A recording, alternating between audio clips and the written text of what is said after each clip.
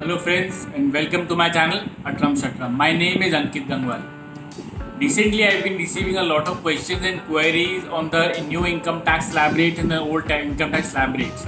बहुत से लोगों को ये कंफ्यूजन हो रहा है कि उनको कौन सा टैक्स स्लैब रेट चूज करना चाहिए इस साल में। क्या वो उनको ओल्ड टैक्स के स्लैब्स का कंटिन्यू करना चाहिए या फिर नए टैक्स स्लैब रेट्स आना चाहिए, क्योंकि नए टैक्स स्लैब रेट्स में जो टैक्स रेट्स अनाउंस की गई हैं वो थोड़ी सी लोअर है from the last tax slab rates.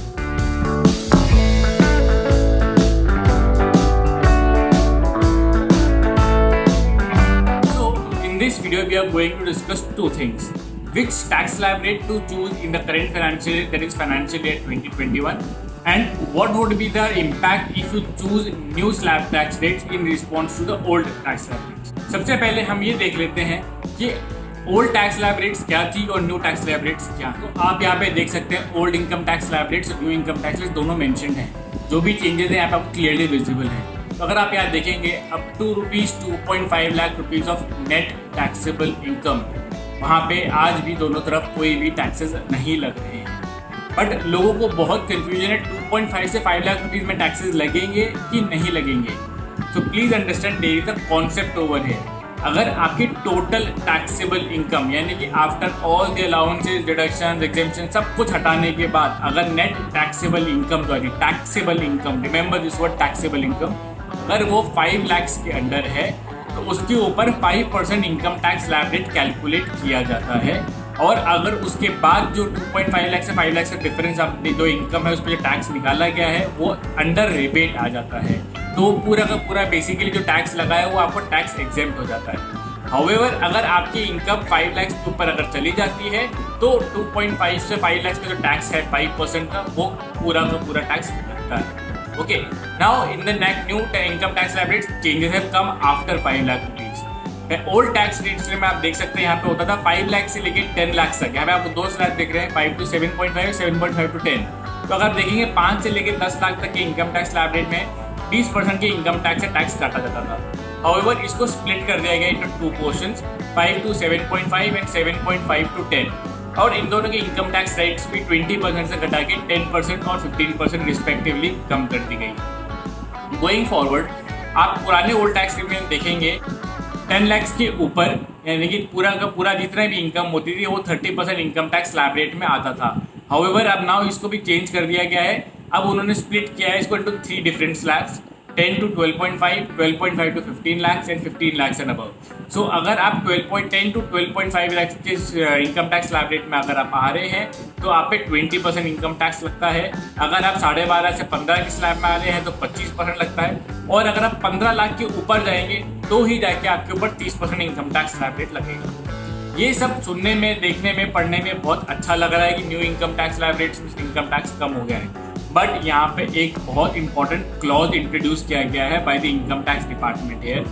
वो है अगर आप नया income tax slab rate opt करते हैं तो आपको जो भी पहले एग्जेम्पशंस, डिडक्शंस एंड वो अलाउंसेस का एग्जेम्पशन मिलता था वो सब नहीं मिलेगा। फॉर एग्जाम्पल जैसे आप पहले HRA का डिडक्शन लेते थे, लीव ट्रैवल अलाउंस का लेते थे, हाउसिंग लोन के इंटरेस्ट का लेते थे, ETC का लेते थे, ETD का लेते थे, standard deduction like your LIC, PPF, your mediclaims, NPS, जो भी आप डिडक्शंस लिखते थे वो सब आपको एक नए इनकम टैक्स स्लैब रेट्स के में वो एग्जेम्पशंस नहीं मिलेंगे। तो डायरेक्टली आपके जो भी इनकम होगी उसके ऊपर टैक्स कैलकुलेट किया जाएगा।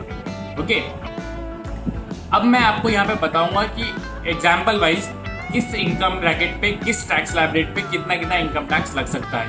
मे बी ये सब देखने के बाद आपको थोड़ा सा और हेल्प हो जाएगा। तो आप यहाँ पे देख सकते हैं मैंने यहाँ पे 4 तरह की इनकम टैक्स स्लैब रेट्स ले रखी हैं। एक इनकम CTC मैंने लिया है 7.5 लाख रुपीज़, देन लिया है 10 लाख रुपीज़, देन लिया है 12.5 लाख एंड देन 15 लाख।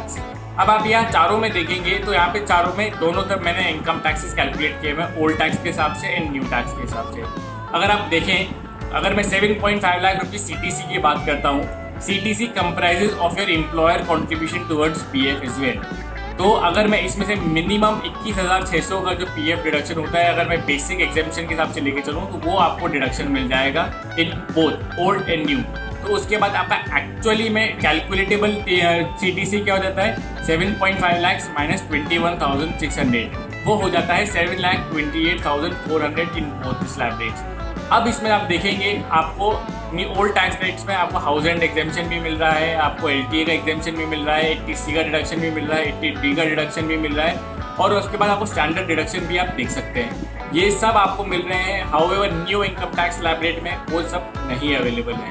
तो आपकी net taxable income in old income tax slab rate हो जाती है 3,63,400, और वहीं पे अगर आप कंपेयर करेंगे new income tax slab rate से तो ये अमाउंट है 7,28,400।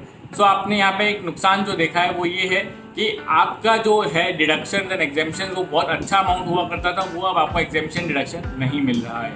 अगर अब मैं कैलकुलेट करूँ इसके ऊपर इनकम टैक्सेस की तो 3,63,400 पे मेरा एक्चुअल, अगर आप ऊपर वाले टैक्स रेट्स को यूज़ करेंगे तो आपका टैक्स निकल के आएगा 5,670, और सिमिलरली आप दूसरे वाले पे निकालेंगे न्यू टैक्स रेट, उस पर इनकम टैक्स निकल के आएगा 23,920।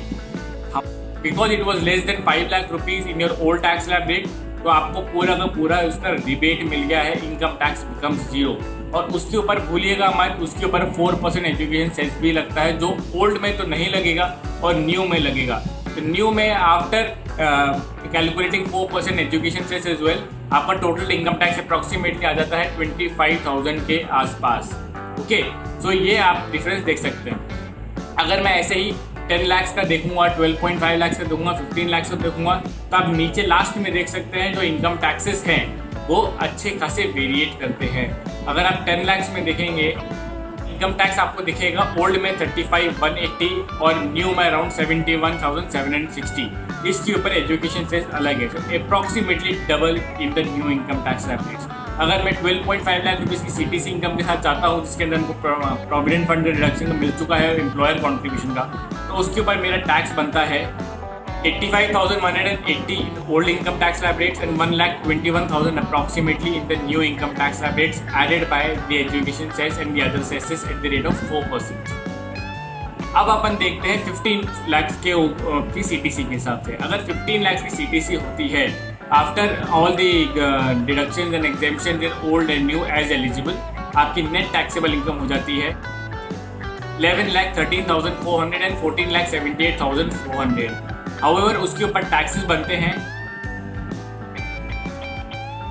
1,46,520 old tax slab rate and 2,44,000 approximately in new income tax slab rate added by education cess.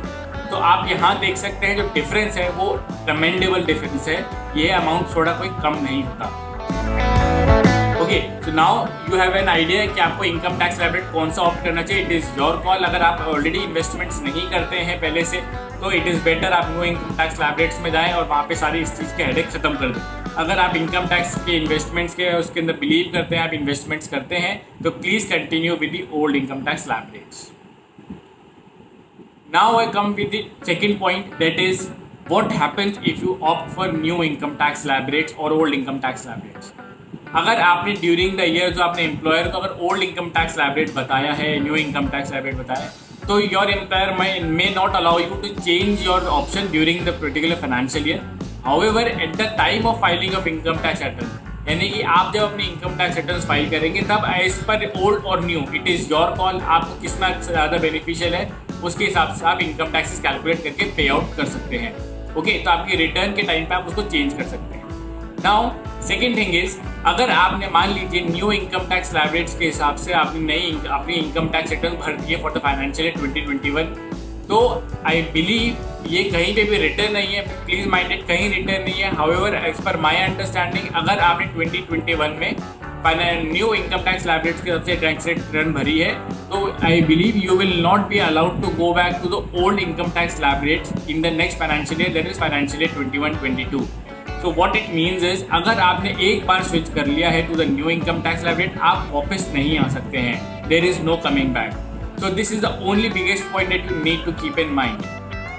So I think this video might be helpful for you to understand कि आपको कौन सा income tax slab rate लेना चाहिए, कौन सा नहीं लेना चाहिए, कैसे क्या करना चाहिए, क्या प्रिकॉशंस लेने चाहिए, एंड देन डिसाइड वाइजली। कि अगर आपको मेरे इस वीडियो में दी हुई सारी इन्फॉर्मेशन और डिटेल्स अगर आपको हेल्पफुल लगती है, do like and share to my video and also comment on my video and let me know your thoughts on this, and don't forget to subscribe to my channel as well. Thanks a lot.